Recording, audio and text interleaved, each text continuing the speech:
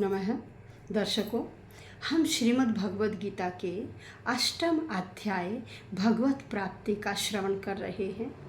एक श्लोक का श्रवण कर चुके हैं जिसमें अर्जुन ने श्री कृष्ण से प्रश्न किया है कि हे भगवान, आप यह बताइए कि ब्रह्म क्या है, आत्मा क्या है, सत्कर्म क्या है।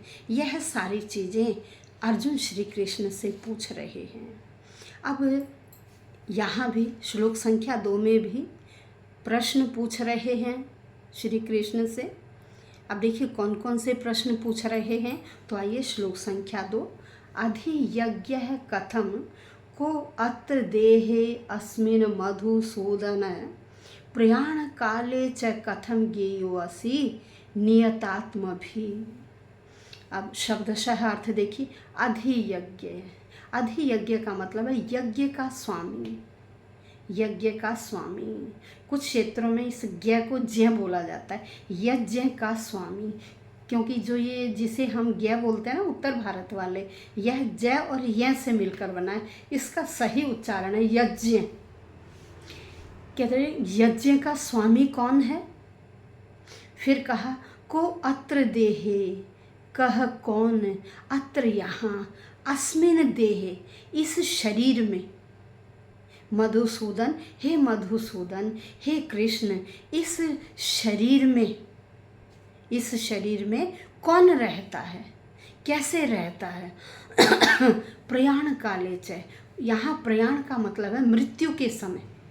प्रयाण काले कह रहे मृत्यु के समय, कथम किस प्रकार से, ज्ञेय है जान लिया जाता है, असी है कह रहे मृत्यु के समय कैसे जान लिया जाता है। नियत, नियत का मतलब है आत्म संयमी। जिन व्यक्तियों ने अपनी इंद्रियों को काबू में कर लिया है, ऐसे व्यक्तियों को नियतात्म भी कहा जाता है।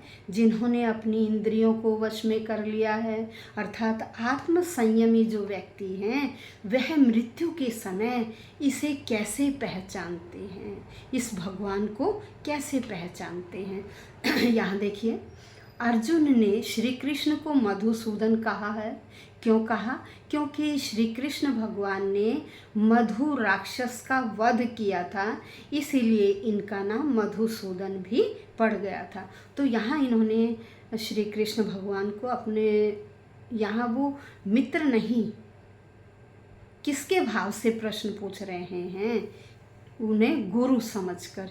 कि जैसे एक बालक अपने गुरु से प्रश्न करता है, जब उसे शंका होती है तो गुरु से प्रश्न करता है और गुरु उसकी शंकाओं का निवारण करते हैं, ऐसे ही यहाँ भी अर्जुन भगवान कृष्ण से प्रश्नों का उत्तर जानना चाहते हैं और वह उनसे प्रश्न पूछ रहे हैं कि यज्ञ का स्वामी कौन होता है। देखिए यज्ञ का स्वामी, भाई यज्ञ किस देवता के लिए किया जाता है।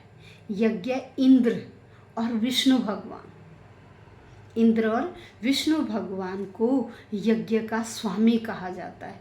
इन दो देवताओं को देखिए, यज्ञ तो हम जितने भी हमारे देवी देवता उनको प्रसन्न करने के लिए करते हैं, लेकिन यज्ञों का स्वामी किन्हें कहा गया, इंद्र भगवान को और विष्णु भगवान को यज्ञ का स्वामी कहा गया है। इसीलिए पूछा कि आप ये बताओ यज्ञ का स्वामी कौन है।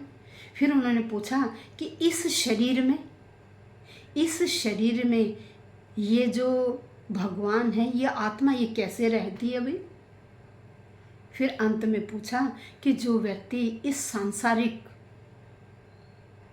इस संसार में, इस भौतिक संसार में जो मृत्यु के समय भी भक्ति में लगे रहते हैं, वह व्यक्ति आपको कैसे जान पाते हैं।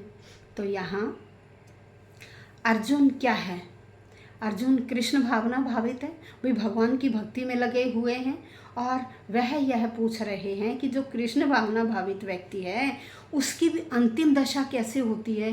क्योंकि अंत में क्या होता है, हमारी सारी इंद्रियां शिथिल हो जाती, भाई गला भी रूंध जाता है, गला भी रूंध जाता है, आवाज़ नहीं निकलती है। तो कह रहे उस समय केवल मन ही काम करता है। अब वो मन, हमें क्या पता कि मन किस तरफ लगा हुआ है, तो वह मन किस प्रकार से भगवान की भक्ति करता है, आप मुझे यह बताइए। तो फिर यहाँ एक देखिए, एक उदाहरण से हम समझते हैं कि आपने सुना कि हंस जलचर है, जल में रहता है और जल में कमल का पुष्प उगता है। और हंस क्या करता है, उसकी कमल डंडी को या उसके फूलों की पंखुड़ियों को क्या करता है, तोड़ता रहता है और वह उसमें समाने की कोशिश करता है। कह रहे यहाँ देखो, उन्होंने कहा मनुष्य भी ऐसा ही है। मनुष्य जैसे वह उसमें समाने की कोशिश करता है, पंखुड़ियों को तोड़ता है, तो हम लोग भी क्या करते हैं, भगवान की भक्ति में लगे रहते हैं और अंत में उस भगवान के पास उसी माध्यम से पहुंचना चाहते हैं। उस भक्ति के माध्यम से ही हम भगवान की प्राप्ति करना चाहते हैं।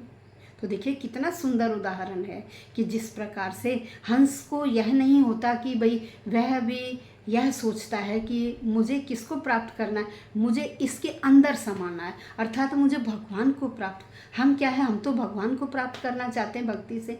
तो ये भक्ति ही हमारा ऐसा माध्यम है जो हमें भगवान तक लेकर जाता है और अंत में हम उस भगवान में ही समा जाते हैं। यह यहाँ श्री कृष्ण से कौन पूछ रहा है, अर्जुन पूछ रहा है कि ये बताओ इस शरीर में आत्मा कैसे है, और अंत समय में जब हमारी इंद्रियां शिथिल पड़ जाती हैं, मन काम करता, तो हमें कैसे पता कि हम उस समय भगवान की पूजा कर रहे हैं। आप मेरे इन प्रश्नों का उत्तर दीजिए। इस श्लोक में अर्जुन ने भगवान श्री कृष्ण से यह पूछा। तो दर्शकों देखिए, हम अब ये अष्टम अध्याय का श्रवण कर रहे हैं जिसमें भगवत प्राप्ति, हम भगवान को कैसे प्राप्त कर सकते हैं। हमें भी यह सोचना है कि हम भी किस प्रकार की भक्ति करके उस पर ब्रह्म भगवान को पा सकते हैं। और देखिए, जब हम उसकी भक्ति में इतने लीन हो जाते हैं, निष्काम भाव से कर्म करते जाते हैं, तो हमारा कोई भी काम ऐसा नहीं होता जो हमारा निष्फल जाए। इसलिए हमें भी केवल कर्म करना चाहिए, वह भी निष्काम भाव से। और आप देखिए, आप अपने आप ही सफलता की सीढ़ियों पर चढ़ते चले जाएंगे।